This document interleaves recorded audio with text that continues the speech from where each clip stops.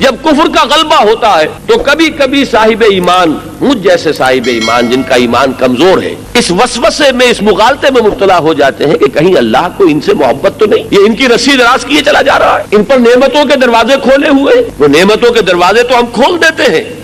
تاکہ ان کا خبث، ان کے اندر کی ناپاکی پورے طور پر ظاہر ہو جائے۔ بہرحال جو مغالطہ ہو جاتا ہے، کوئی مسلمان جو مارے کھا رہا تھا، پٹ رہا تھا، کبھی سوچتا ہوگا کیا اللہ کو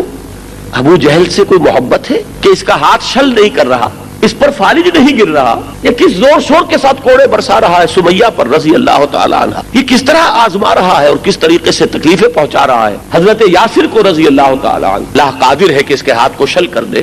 اللہ قادر ہے کہ اس پر ابھی فالج گر جائے۔ تو کیا وجہ ہے اس وسوسے کی نفی کی؟ انہ لا یحب الکافرین،